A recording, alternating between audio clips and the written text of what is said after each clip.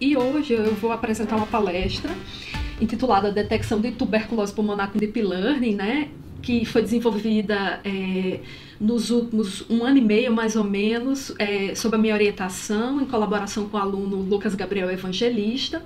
Mas a ideia aqui é prover uma visão geral também sobre o que é Deep Learning, sobre um pouco do estado da arte da inteligência artificial dentro dessa perspectiva, né? E algumas curiosidades, um pouco do estado da arte e como é que eu resolvi esse problema da detecção de tuberculose pulmonar. A gente vai seguir um caminho e se você não tem background nessa parte de machine learning, inteligência artificial, eu vou tentar também pegar aqui uma introdução que seja divertida para colocar vocês a par desses conhecimentos. Então, muito obrigada pela presença de todos que estão aqui prestigiando. E para começar, eu vou falar sobre o olho humano, né? Nosso olho, ele teria uma resolução de tantos megapixels que nenhuma máquina atualmente existente, com a melhor resolução que tenha, não chegou ainda nem na metade do que nosso olho é capaz de visualizar, né? E nossa visão é uma característica, um sentido, um dos nossos sentidos, assim, que possui alta tolerância a ruído, a falha e um alto poder de processamento. A gente está processando imagens, enfim. Mas a nossa visão não acontece no olho, né? O olho permite a captura das informações visuais por meio da luz, né? E da decomposição dos componentes que são capturados então pela nossa retina e enviados para a nossa parte posterior do cérebro, que é onde fica a parte responsável pela visão.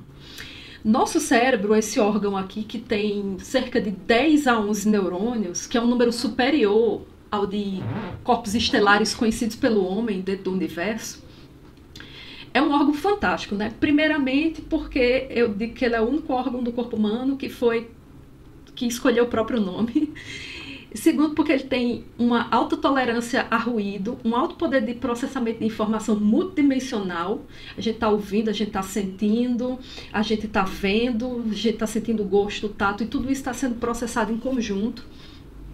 E num órgão biológico que tem muito pouca deteriorização, né? Não superaquece, raras vezes, né? E muito robusto de maneira geral. Essa imagem aqui, onde é uma ressonância magnética do corpo humano, é o meu próprio cérebro no exame médico que eu precisei fazer um tempo atrás. Então, só para garantir aqui que quem está falando também tem um, para não se enrolar. Quando a gente olha para essas coisas que são tão naturais para a gente, é a partir delas que a gente se inspira para a área de inteligência artificial. A gente quer construir entidades inteligentes que possam, de alguma maneira, reproduzir, né, se inspirar, imitar e, por que não, ultrapassar o que o nosso cérebro é capaz de fazer. Então, a inteligência artificial, ela tem como objetivo, numa das suas definições mais recentes, né, que é construir entidades inteligentes. Então, a gente precisa um pouco quebrar isso e sempre olhando esse paralelo com o corpo humano e com o que a gente tem de dispositivos computacionais para ver o tipo de tarefa que a gente pode resolver, né? Então, por exemplo, eu mostro aqui para vocês uma imagem que foi a imagem, se eu não me engano, mais retweetada de 2018. E de cara você já reconhece onde estão as faces. Nosso cérebro em particular tem um alto poder de reconhecimento de faces. Se você já viu essa imagem, você já automaticamente lembra do contexto, você já consegue identificar quem são as pessoas e quais o nome delas, mesmo que você nunca nem tenha visto elas pessoalmente. Então, aqui dá uma ideia de tudo que está encapsulado dentro do nosso cérebro e todos os desafios que estão associados a gente construir um dispositivo computacional que imite essa capacidade, né? Uma outra imagem que eu mostro para vocês e pergunto, né, quem é que está nessa foto? Acho que ninguém duvida que é o Donald Trump. Nessa imagem, a imagem está parcialmente oclusa, eu tirei a parte de baixo, removi 50% da informação que tinha aqui, né, sobre quem é essa face, retirei o componente de cor e ainda adicionei ruído, né, de desfoque na imagem, e mesmo assim você consegue reconhecer quem é que está aí. Então, se a gente está se inspirando nesse sistema biológico para construir um dispositivo computacional semelhante, você vai se dando conta da complexidade e do desafio que está aí por trás. Bem, queremos que o computador faça tarefas parecidas, com essa mesma robustez.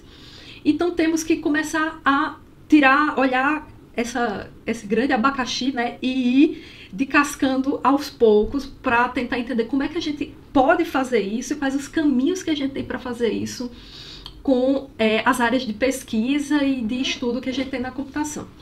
É natural que a gente olhe para esses problemas e comece a pensar como eu posso trabalhar com um sistema computacional que imite, por exemplo, as habilidades da visão humana. Então, a primeira ideia é a visão computacional, que é automatizar tarefas que a visão humana é capaz de fazer. Essa é uma área de pesquisa antiga já, tem muitas contribuições, muitas dessas contribuições já fazem parte de dispositivos médicos, por exemplo, para densitometria óssea, ressonância magnética, está também, por exemplo, na contagem de determinados componentes do nosso sangue para determinar quantos leucócitos, você tem anemia, se não tem, histopatologia.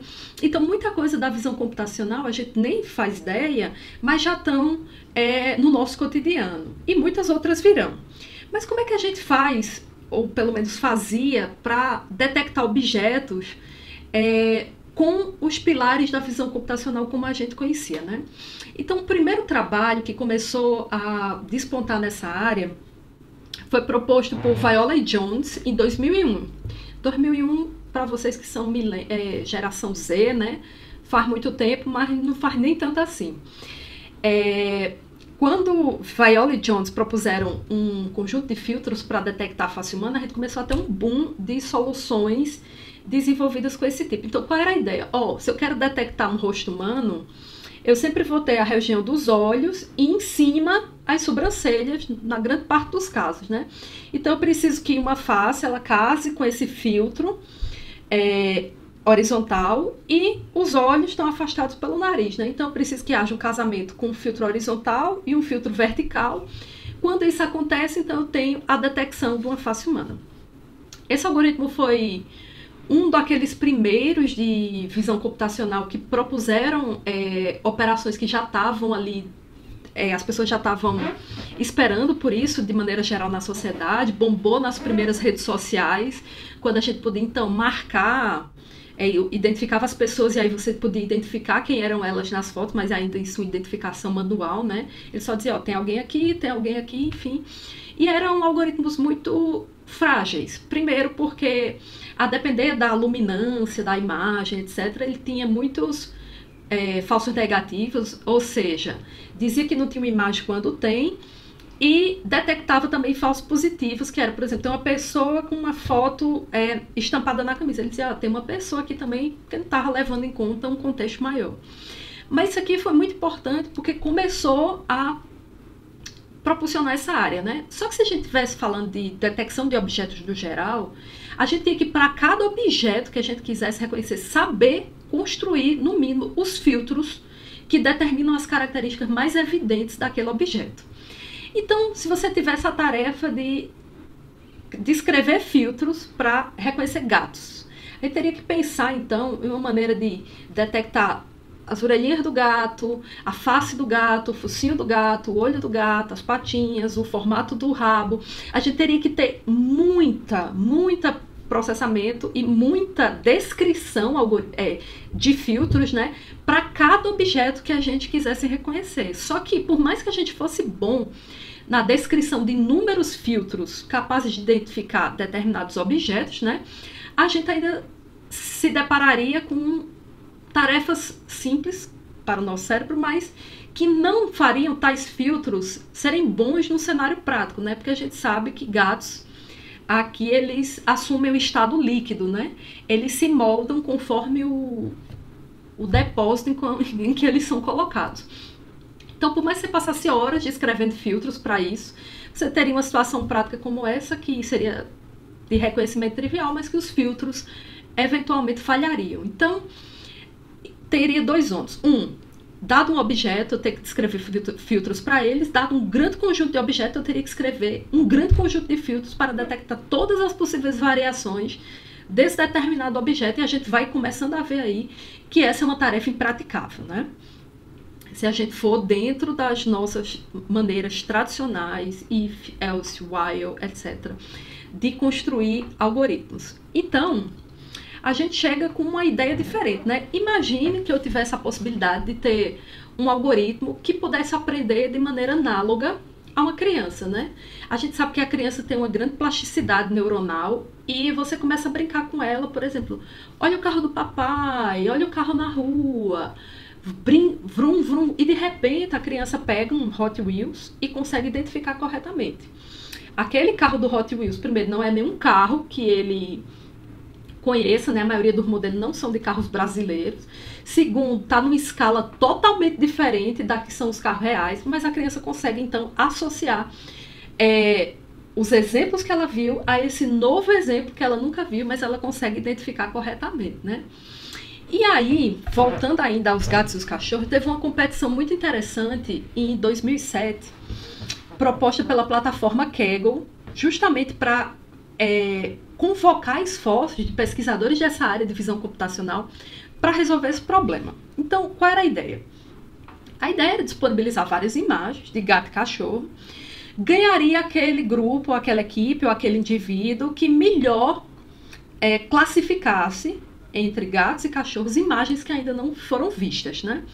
Então, esse foi o Kaggle Dogs vs Cats Challenge, que foi de 2017, e ele foi composto por duas bases de dados. A primeira é uma Sira dataset, que já é conhecido na literatura da área, e outro a partir de uma mineração no site petfinder.com. É assim, você perdeu seu pet, e aí você cadastra fotos que você tem. Perdi meu gato mingau, 3 anos, pesa mais ou menos 4 quilos, e você ia dando características. Então, aquela imagem tinha sido dada por alguém que era o dono do bichinho, e estava validada com informações que me faziam atribuir à imagem o rótulo correto. Qual pet você perdeu, gato ou cachorro? Então, a partir da mineração dessas duas bases de dados, uma construída justamente para esse fim e outra que foi raspada da internet de imagens, conseguiu-se 25 mil imagens para treinamento. Então, eu tinha uma imagem e eu tinha um rótulo. Ó, essa aqui é um gato,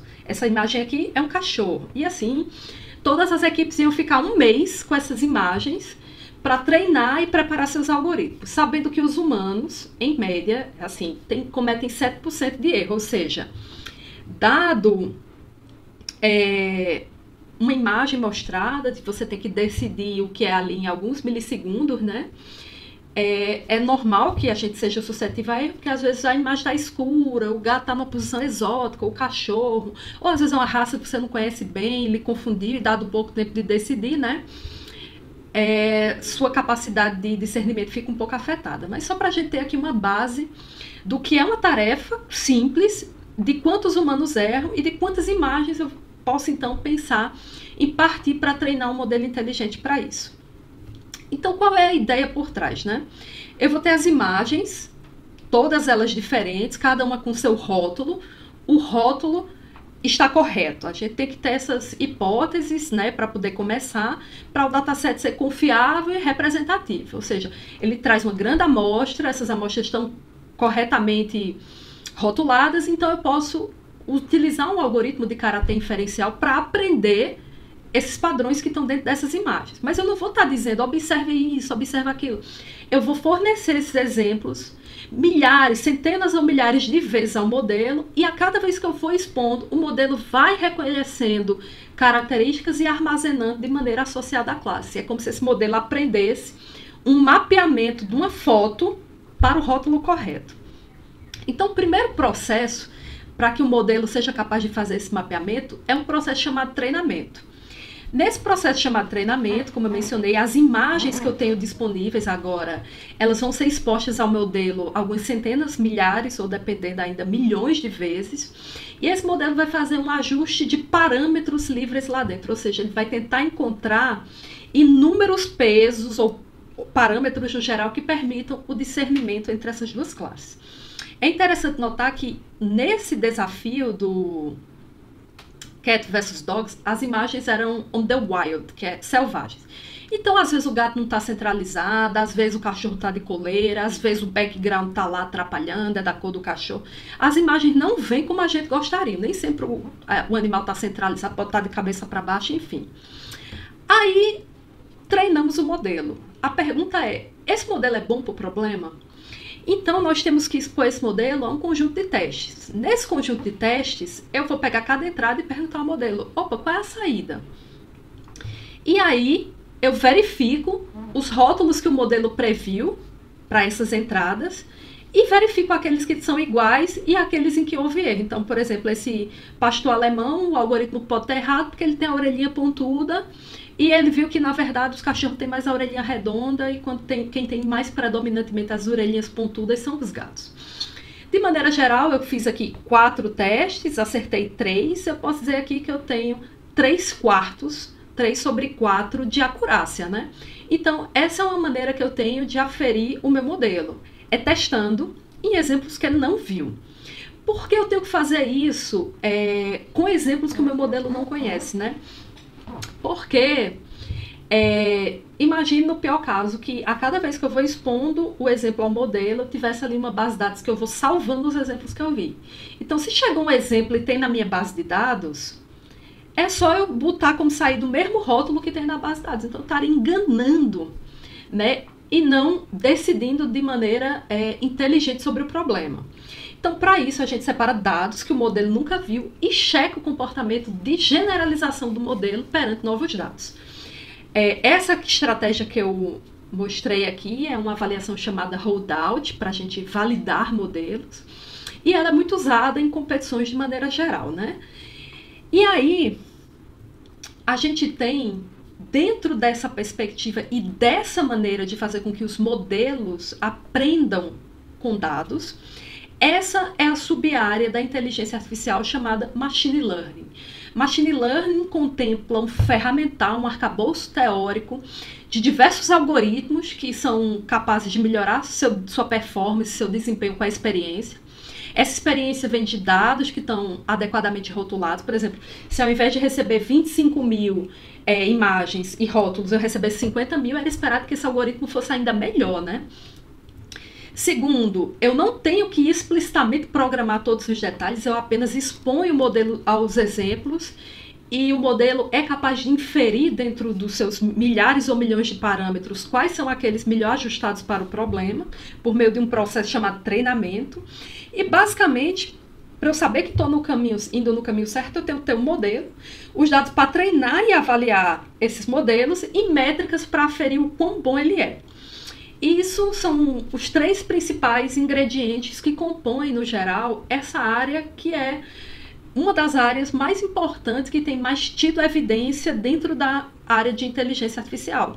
Uma vez que você tem uma inteligência artificial de propósito geral, que é consciente, que é capaz de ter julgamento moral, etc., é simplesmente uma tarefa complexa demais para resolver. Então, eu foco em tarefas específicas e construo, então, modelos para tarefas específicas, que é o que a gente está fazendo aqui. Na verdade, a inteligência artificial ela surge na década de 50 com um paper do Alan Turing, né, que é o famoso teste de Turing. Então, Turing é um dos pioneiros, além de ser um pai da computação e dos modelos computacionais que a gente tem, ele também é um dos pais da inteligência artificial e dessa primeira ideia. Então, durante os anos 50 até os anos 80, a ideia era conceber algoritmos ou técnicas que imitassem o comportamento humano. Só que isso era grande e abrangente demais.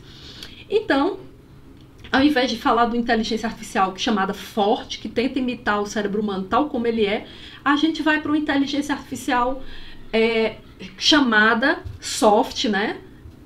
Pode ser traduzida como fraca, mas eu não sei se é exatamente a palavra correta, soft computing, que dentro da qual está machine learning, né? Que é um subconjunto de técnicas dentro da inteligência artificial, onde os modelos vão ser capazes de resolver uma tarefa sem serem explicitamente programados para ela. Começa a emergir nos anos de 1980 e tem um protagonismo até a década passada, né? E ainda até as atuais. Aí, no final dos anos 90, surgiu um problema muito interessante, que era o seguinte, o banco dos Estados Unidos queria reconhecer automaticamente os valores financeiros que vinham em talões de cheque. Então, a ideia era poder reconhecer os dígitos individualmente, né? Então, eles pegaram, juntamente com a equipe do Censo dos Estados Unidos, e montaram uma base de dados de várias pessoas diferentes, 7.000 pessoas, algumas em idade escolar, principalmente no ensino médio, e o objetivo delas era escrever os dígitos. De tal modo que você tinha 60.000 exemplos, 60.000 exemplos para treinamento e 10.000 exemplos para teste. Essa era a base de dados MNIST. Nessa tarefa do MNIST, a ideia era poder pegar a imagem e associá-la a um rótulo. Os modelos na época não eram muito hábeis com receber imagens de entrada. Então, o pesquisador Ian LeCun, que estava diretamente envolvido nessa tarefa, Ian LeCun hoje é o CEO CDO, chefe de dados, né, do Facebook, pegar a imagem e permitir que o modelo inteligente pudesse inferir a partir dessa própria imagem. Então, para isso, a ideia era fornecer essa imagem binarizada como entrada e ter camadas sucessivas, muitas, que fossem extraindo informações em diversos níveis. Então, a camada 2 recebe tudo que a camada 1 extraiu, a camada 3 recebe tudo que a camada 2 extraiu, e assim eu teria uma hierarquia de representações, de tal modo que, ao combinar as representações da última camada, eu podia então decidir corretamente qual era aquele dígito fornecido dentre os 10 dígitos existentes, né? Nessa época ele desenvolveu uma rede neural, mas baseada em uma operação muito comum da parte do pessoal da elétrica, que são as convoluções, e propôs essa solução que chegou a rodar de fato em ambiente prático. Só que exigia um grande esforço computacional, essa solução ficou adormecida um pouquinho, resolveu o problema, mas ela deu um gancho para o despertar de uma grande e predominante área de pesquisa que a gente tem hoje, que é relacionada ao Deep Learning. Então começou uma corrida, né? Para a gente resolver problemas mais complexos, a gente precisaria de imagens representativas. Essas imagens não iriam estar mais em binário, poderiam ter informações de cor, né? Então, no mínimo, a imagem seria uma matriz aí tridimensional dos componentes RGB. Eu tinha que ter os rótulos consistentes, se era avião, se era gato, se era sapo, se era cachorro. E muitos exemplos. A partir daí eu poderia então começar a pensar nesses algoritmos de uma maneira muito mais desafiadora. E aí, um consórcio de 7 grandes universidades americanas propôs uma das maiores e mais importantes bases de dados para imagens, eu diria assim, dos últimos 20 anos, que é a base de dados chamada ImageNet. E eles propuseram, junto dessa base, um grande desafio de escala mundial. Então, eles fizeram o ImageNet LSVRC, ImageNet Large Scale Visual Recognition Challenge, que era um desafio de reconhecimento, de classificação, que era simplesmente, eu vou ter milhões de imagens, vocês vão treinar os algoritmos e mais exatamente 1.400.000 imagens que são rotuladas em mais de 10.000 classes, e para isso foi um esforço humano enorme, porque não bastava baixar essas imagens, né? Tinha que rotular adequadamente cada uma delas. Então, considerando esse consórcio, onde é a Universidade de Stanford e a professora Fei Li, que foi uma das grandes líderes disso, envolveu mais de 25.000 pessoas só para consolidar essa base. Aí, feito isso, o desafio era, todo ano a gente vai abrir uma competição, essa base fica disponível, e todo ano a gente vai botar os melhores algoritmos para competir e ver quem erra menos.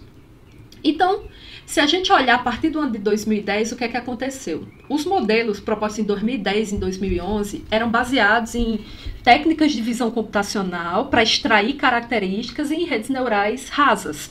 São as redes neurais Multilayer Perceptron, com 1 ou 2 camadas ocultas. Até que em 2012, alguém foi lá, resgatou a ideia do Ian LeCun e propôs uma rede chamada Profunda, né? Ela tem 8 camadas, chamada AlexNet, e de cara De um ano para o outro, o erro diminuiu 10%. A partir daí, todo mundo continuou nessa perspectiva, né?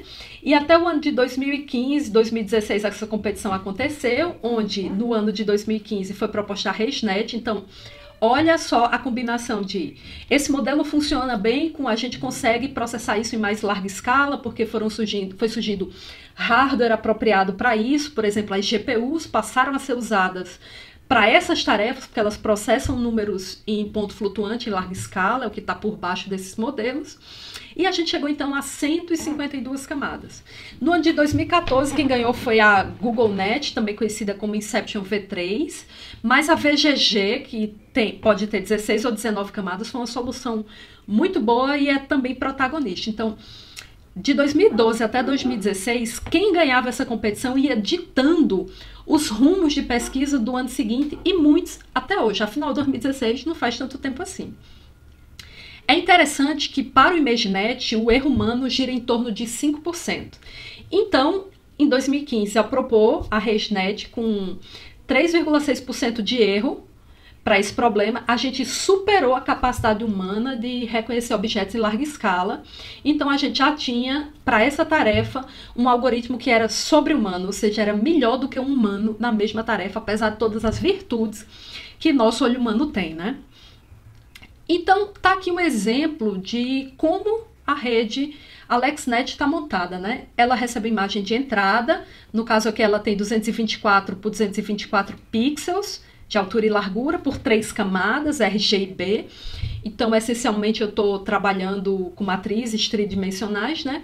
E aí faz a aplicação das operações de convolução e operações de pooling, que é para reduzir a dimensionalidade, porque a gente gera muitos filtros, muitos mapas de características a cada vez que a gente vai apresentando essas camadas convolucionais. Então, eu tenho camada de convolução, camada de pooling, assim alternado, e aqui no final eu tenho camadas que são redes neurais, camadas completamente conectadas.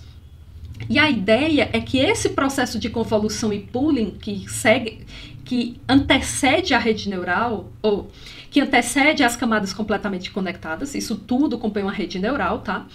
Eles sejam extratores de características dessa imagem original. Então, é como se dali eu fosse extraindo características de tal modo que quando eu finalmente forneço elas a uma rede neural completamente conectada, então ela é capaz de decidir mais tranquilamente sobre esse problema. Com isso, a partir dos anos de 2010, e graças à competição do ImageNet, ILS-VRC, a gente começou a abranger uma sub-área de Machine Learning chamada Deep Learning, né? Que nada mais, embora ela contemple outros modelos, máquinas profundas de Boltzmann, algumas outras que têm a ver com lógica proposicional, mas no coração daqui tem redes neurais de múltiplas camadas com operações de convolução, podendo então classificar o conteúdo de imagens. Para vocês terem noção, enquanto o erro humano, lá naquela tarefa do Cats vs Dogs vs Cats, Kaggle Challenge, era de 7%, a melhor rede neural que ganhou aquela competição tinha erro na casa de 2%. Então vejam como a gente conseguiu, com essa maneira de extrair características, surpassar, né, o que os seres humanos eram capazes de fazer. Então essa nova área de pesquisa chamada Deep Learning, que é uma sub-área de Machine Learning, que é uma sub-área da inteligência artificial, o modelo que mais se destaca aqui são as redes neurais convolucionais profundas. Existem diversas arquiteturas propostas para isso.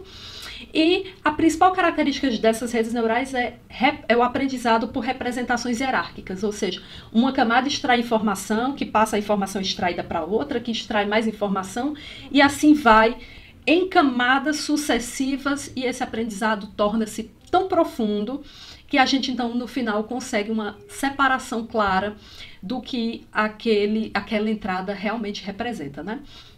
Então, nos primórdios, a gente usou essas redes convolucionais para fazer a principal tarefa de visão computacional que tinha na época, que era classificar. Então, dado a imagem, meu objetivo era classificá-la corretamente, dizer, aqui tem um gato. Só que com toda essa evolução de hardware, de modelos, etc., a gente pode se aventurar por tarefas mais complexas. Por exemplo, classificar e localizar, que é, tem um gato e o gato está aqui. Ou seja, tem uma única instância, eu a reconheço e a localizo com essa caixinha vermelha que a gente chama bounding box, uma caixa que encapsula o objeto, né? Depois dessa tarefa, eu tinha a detecção de objetos, ou seja, eu tenho objetos de classe diferente e eu tinha que encontrar bounding box para cada um deles. Vocês podem notar que um gatinho está meio na frente do outro, o patinho está ali numa escala menor e a gente tem ainda um nível mais complexo da tarefa de detecção de objeto, que é a segmentação, que é, eu digo, recortar com a tesourinha sem ponta, que é achar os limiares de onde estão aqueles objetos, né? Todas essas 4 tarefas, elas já estão sendo abordadas hoje para diversos problemas no contexto de Machine Learning e de Deep Learning. Então, basicamente, a gente tem aqui uma grande interseção, né? Eu tenho Deep Learning como uma sub-área de Machine Learning e as redes neurais convolucionais, aí dentro, CNNs, Convolutional Neural Networks, como um dos modelos mais representativos. Mas lembrando, Deep Learning é um pouco mais. Tá? Deep Learning não se usa só para visão computacional, se usa para outros problemas também. A gente tem aqui do lado direito a visão humana, no meio a visão computacional, porque ela faz algumas coisas que a visão humana faz, não faz tudo, faz algumas outras diferentes. E essa área aqui, ó, onde as redes convolucionais se interseccionam com a visão computacional, é o nicho dos problemas, em particular, que eu tenho pesquisado e trabalhado atualmente. Não os únicos, mas um dos principais, que é aqui. O que é que eu consigo resolver de visão computacional com redes neurais convolucionais? Ela adora esse tipo de problema. E aí, dentre as tentativas minhas de colaborar para a evolução do estado da arte, né, juntamente com o meu aluno Lucas, a gente trabalhou na tuberculose pulmonar, né? Tuberculose pulmonar, até o ano passado, era uma das top 10 causas de mortes no mundo. Uma doença com taxa de mortalidade de 7,3% e um objetivo da Organização Mundial de Saúde de acabar essa epidemia mundial de tuberculose até 2030. É interessante que o número de pessoas com tuberculose é muito alto, nem todo mundo está com a doença em sua versão ativa, nem todo mundo vai desenvolver a doença, mas essa doença ocasiona mortes, mas essas mortes são completamente evitáveis, e o desafio está em diagnosticar de maneira precoce e medicar essas pessoas que estão vulneráveis, sabendo que quem está mais suscetível? População indígena, por causa dos anticorpos, população presidiária, população de baixa renda e países em desenvolvimento, e pessoas, no geral, que residem em países em desenvolvimento, né? Então, tendo em vista esse objetivo da OMS, a gente começou então a procurar imagens sugestivas, né, de tuberculose. Então, qual era a ideia? O raio-x, né, torácico é um exame simples que permite a detecção de tuberculose pulmonar. Então, qual é a característica desse exame? A pessoa é submetida a uma dose de radiação e aí a gente consegue então visualizar o tecido pulmonar. E o médico radiologista faz uma interpretação desse exame. É interessante notar que, dado uma pessoa que faz esse exame, cada uma pessoa tem características distintas e pode ter variações em relação ao tipo de dispositivo de captura. Em relação aos indivíduos, você tem a estrutura óssea, o peso, a idade, certo? A posição dos órgãos internos, a quantidade no caso das mulheres, o tamanho das mamas, enfim, existem muitos fatores que influenciam na interpretação desse exame. E é interessante notar que o exame que deu negativo, por exemplo, essa pessoa é uma pessoa saudável do sexo feminino, e aqui o exame de uma pessoa acometida de tuberculose também do sexo feminino, muitas vezes os exames parecem indistinguíveis, mas a expertise do radiologista, né, ao examinar, e o complemento com outros exames pode fazer a diferença na detecção. Por exemplo, nesse caso aqui, a gente perguntou a um estudante de medicina e ele disse, esse pontinho aqui, por exemplo, é mais determinante para a tuberculose. Eu perguntei, esse aqui de cima que está mais evidente? Não, isso aí é só o contraste das costelas, é uns pontinhos aqui embaixo. Nunca ia saber. Então, a gente pegou algumas bases de dados para resolver esse problema, né? Primeiramente, o Brasil não tem base de dados de raio-x torácica, então a gente usou uma base de dados de Montgomery County, nos Estados Unidos, uma de Shenzhen, na China, que foi coletada durante 2 meses de rotina hospitalar, e da Sociedade Japonesa de Radiologia. A de Montgomery County de Shenzhen, elas eram avaliadas por 3 especialistas para então dar o diagnóstico. Então, tinha a imagem, tinha a idade do paciente, tinha o sexo, se era feminino ou masculino, e tinha tuberculose ou não. Da Sociedade Japonesa de Radiologia, a gente tinha imagens com várias patologias e imagens saudáveis. Algumas patologias não eram tuberculose, poderia ser pneumonia, poderia ser tumor no pulmão, e a gente ficou com a da Sociedade Japonesa de Radiologia somente com os exames que deram negativo para tuberculose. Então, dessa última a gente só pegou os exemplos saudáveis, e das 2 primeiras a gente pegou todos os exemplos. O que é que a gente fez? A gente descartou todos os metadados. Então, a entrada do nosso algoritmo ia ser a imagem, certo? Do raio-x, em escala de cinza, e o respectivo diagnóstico para treinar os modelos. Então, a gente tinha 394 exemplos com tuberculose e 499 sem tuberculose. A gente usou estratégias para aumentar esses dados, estratégias artificiais, ou seja, a imagem reta, rotacionada um pouquinho, porque pode ter uma rotação no exame. A gente só não fez espelhamento, porque tem 2 condições médicas que poderiam se confundir, que seriam a dextrocardia isolada, que é o coração transposto, ou sítios inversos, que todos os órgãos são espelhados. A gente não queria inverter as imagens para não dizer que uma pessoa tem tuberculose e não me importa se ela tem dextrocardia. Não, eu estava considerando só pessoas que não tinham nenhuma dessas condições nos exames. Então, a gente dividiu essa base de dados em 70% para treino, 10% para validação e 20% para testes, respeitando aquela estratégia que eu mostrei anteriormente, de fazer com que o modelo só fosse avaliado perante exemplos nunca antes vistos. Dentro dessa base de dados, tinha exemplos masculinos e femininos de tuberculose em diversos graus, ou seja, desde pessoas iniciantes até pessoas acometidas com a perda de um dos pulmões, ou com tecido cicatricial que é presente decorrente da doença, e até imagens pediátricas, tá? O desafio era muito grande. Para resolver esse problema, a gente usou a estratégia de Deep Learning e avaliou redes neurais convolucionais. Desde a LeNet, que foi aquela proposta inicialmente para o reconhecimento de dígitos manuscritos, até a ResNet, que foi uma das últimas vencedoras do ILS VRC, e todas as outras aí no meio do caminho. Então, embora você pode olhar assim, a Inception tem menos parâmetros que a LeNet, então a Inception vai treinar mais rápido? Não quer dizer, para obter esses 24 megabytes de parâmetros, às vezes a gente tem que passar por um processo de treinamento muito mais demorado do que para obter esses 61 megabytes. O que é que eu estou falando aqui em megabyte, parâmetros, pesos? Seriam 24 megabytes de números float, organizado em camadas. Então, seriam 24 megabytes de pesos e assim por diante, 61, enfim. Só de números de ponto flutuante que eu teria que ajustar todos até achar uma combinação que distinguisse bem entre as classes. Uma tarefa desafiadora, a gente usou GPUs para resolver esse problema. Na verdade, a gente usou em conjunto 2 GPUs GTX 1080 de 11 GB, num processador com 12 núcleos e 32 GB de memória RAM, um montão de espaço em disco.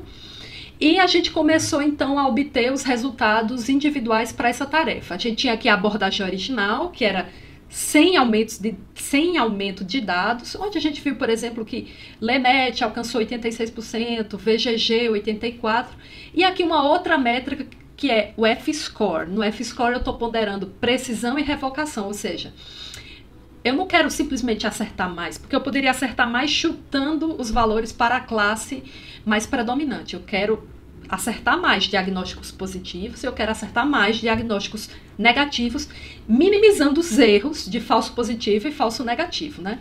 Por exemplo, essa rede aqui, VGG16, ela está viesada. Ela chutou todo mundo como sendo negativo. Então, ela teve uma acurácia baixa, mas ainda assim 58%. Quando eu vou olhar o F-score, aí sim eu vejo uma métrica zerada e vejo, essa rede de fato não foi capaz de aprender para o meu problema. Lembrando que esses resultados só são perante o conjunto de teste.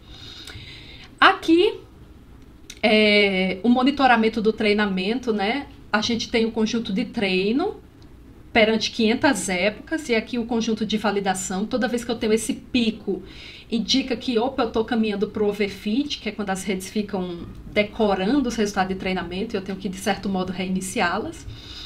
E a gente fez isso também com o aumento suave e com o aumento abrupto de dados, e de maneira geral, se a gente olhar por arquitetura, a gente tem esse gráfico aqui, ó, onde a gente tem aqui, no vertical, toda a variação da taxa de acerto de uma arquitetura. Então, eu tive VGG com 0,8% de F-score, mas também tive VGG aqui beirando zero, e assim por diante. De tal modo que se destacou ResNet, Inception e VGG. Então, no geral, o que é que a gente obteve? Inception como sendo a melhor acurácia individual, seguida por uma Inception com a abordagem de aumento suave de dados, seguida por uma ResNet. Observa que as melhores CNNs treinadas, elas também eram os resultados mais recentes das arquiteturas propostas na competição do ImageNet. Isso demorou muito, gente, muito para ser treinado. Só que aqui eu gostaria de fazer uma ressalva, eu estou falando de um modelo individual, certo? E aí tem estou já chegando na reta final, uma parábola que conta sobre 4 sábios cegos que tinham que identificar esse animal que tinha aqui na imagem. Então, aquele sábio que estava só tocando a tromba do elefante dizia, opa, o elefante é como uma cobra, porque a tromba se parece com uma cobra. O que estava olhando a pata dizia, não, parece um tronco de árvore. O outro estava pegando na orelha, opa, parece couro. E o último que estava pegando o rabinho, não, isso aqui parece como um ratinho peludo. Então, cada um olhava o todo somente por uma perspectiva restrita. Mas será que se eu botasse eles 4 para conversar, será que eles chegariam num consenso para determinar o que é o elefante, juntando o que cada um viu? Foi o que a gente fez nesse problema. É uma estratégia baseada em Ensemble Learning, que ao invés de usar um modelo para resolver um problema, eu uso um conjunto de modelos para resolver uma mesma tarefa. Então, cada modelo olha o problema e faz sua previsão, e a minha tarefa é combinar essas diferentes previsões. Como é que nós fizemos? Nós fizemos o voto majoritário. Então, eu dou uma entrada, várias redes veem aquela entrada e classificam, eu vou prover a minha classificação final baseada no que diz a maioria. Uma espécie de votação, é como funciona a nossa votação no geral, né? Nas eleições. Então, eu vou criar diferentes modelos, todo mundo para o mesmo problema, mas cada um erra um pouquinho diferente. É como se cada um olhasse o problema pela sua própria perspectiva. E aí eu combino as previsões realizadas por esses múltiplos modelos. Qual a vantagem disso? Eu tenho uma diminuição da variância total e consigo produzir melhores previsões. Existem muitas técnicas por trás do Ensemble Learning, essa é só uma delas. Existem outras maneiras de a gente combinar as diferentes previsões. Nesse caso, a gente usou a mais simples delas, que é essa votação majoritária. Então, a gente começou a fazer o seguinte, se eu pegar as 3 melhores redes, as 3 melhores redes no geral foram 3 Inception.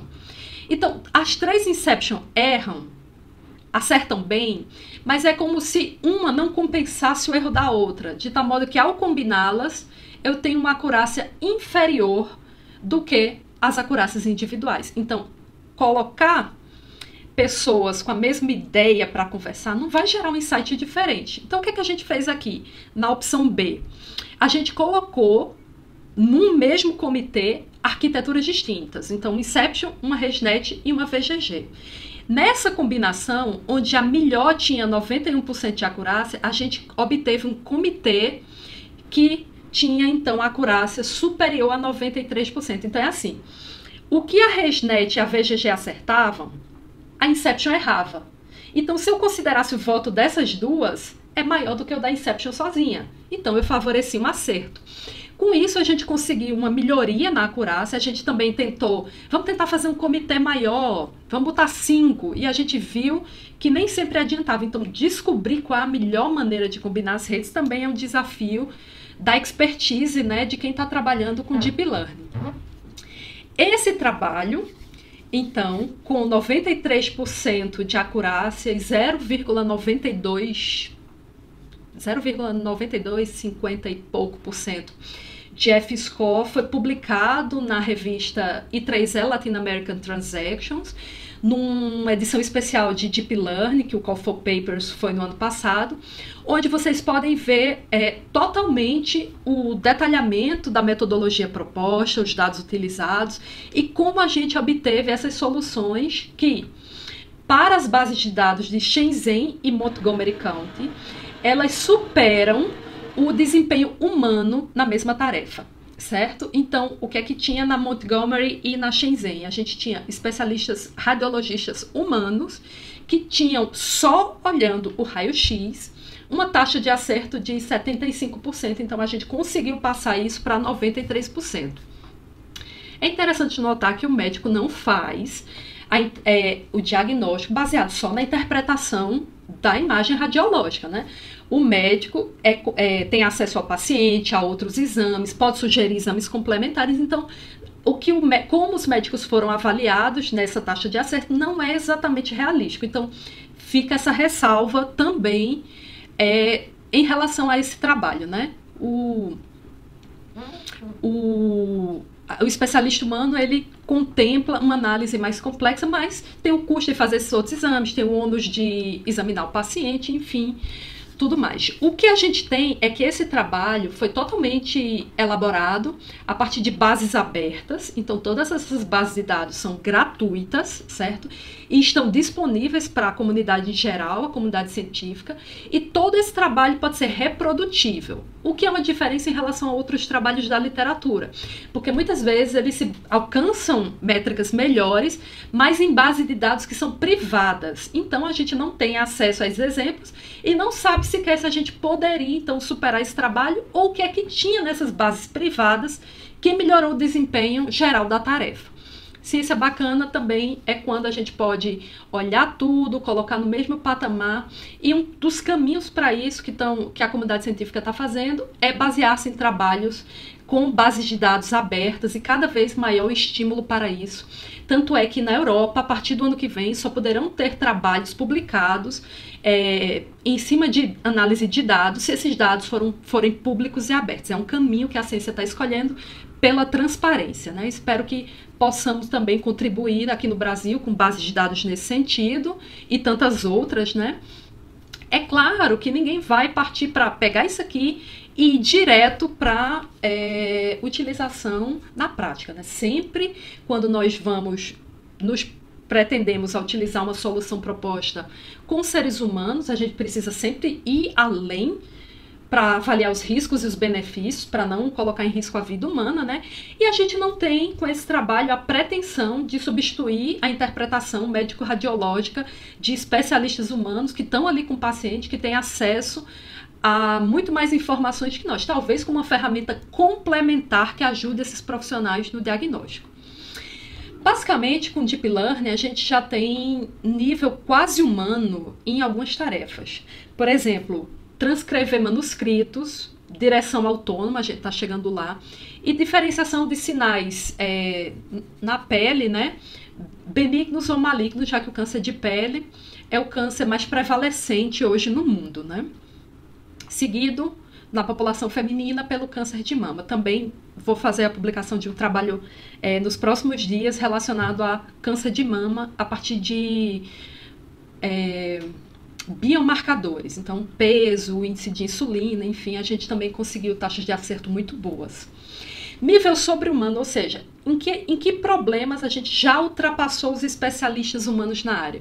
Sem dúvida, a classificação de imagens, que é o trabalho do ILS-VRC, jogos como o Go, pelo algoritmo AlphaGo da Google, e a gente pode também mostrar aqui a nossa contribuição no diagnóstico de tuberculose.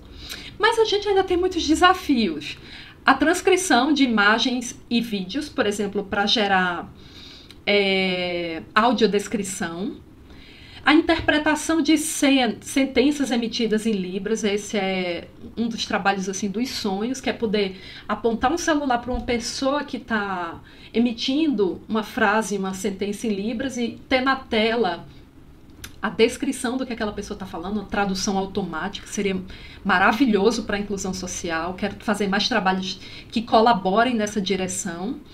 Tem também a detecção de cena perigosa. E lá vem dois homens numa moto. Como é que eu, olhando pelas câmeras de segurança, né? Por exemplo, como é que eu sei se está ali havendo uma situação perigosa ou não? E compreensão semântica de vídeos e imagens. Por exemplo, esse é um filme de amor ou um filme de terror? Ou seja, o que é que está ali dentro do sentido daquele vídeo ou daquela imagem, né? Todo esse trabalho e as pesquisas que eu estou realizando atualmente, elas estão sendo apoiadas pela Fundação de Amparo à Pesquisa do Estado do Amazonas, a SEDECT, e o governo do Estado do Amazonas por meio do edital PPP 04 de 2017, que eu estou desenvolvendo juntamente ao Laboratório de Sistemas Inteligentes da minha instituição, em parceria com os pesquisadores com quem eu coopero, professor Carlos Maurício Figueiredo, professor Tiago de Mello, professora Márcia Sampaio de Lima e alguns dos orientandos deles que estão aqui também presentes.